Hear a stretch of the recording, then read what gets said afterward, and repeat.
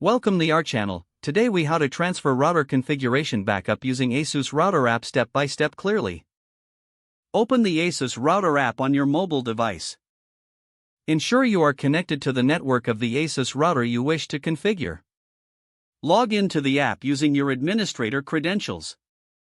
Navigate to the settings section in the app. Locate and select the backup and restore option. Tap on backup to create a current backup of your router's configuration. Wait for the app to generate the backup file. Once the backup is complete, confirm that the file has been saved successfully. To transfer this backup to another device, tap on Restore or Upload Config. Follow the prompts to select the backup file you saved earlier. After selecting the file, confirm your choice to initiate the transfer. Wait for the app to process the upload and restore the configuration settings. Once the transfer is complete, you will see a confirmation message. Reboot the router if prompted to finalize the configuration setup. Verify that your settings are successfully applied by checking your network functions. You're now ready to use the new router configuration.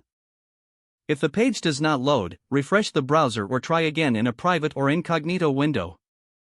Make sure you are using the correct email address, then retype it carefully to avoid small typos.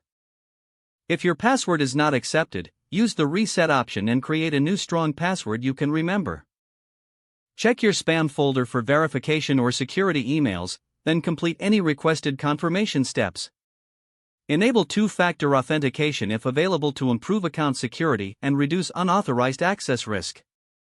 After signing in, review your profile details so your contact information and settings are accurate and current.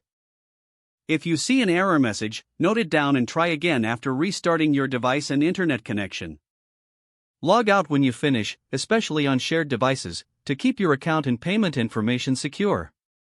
If the page does not load, refresh the browser or try again in a private or incognito window. Make sure you are using the correct email address, then retype it carefully to avoid small typos.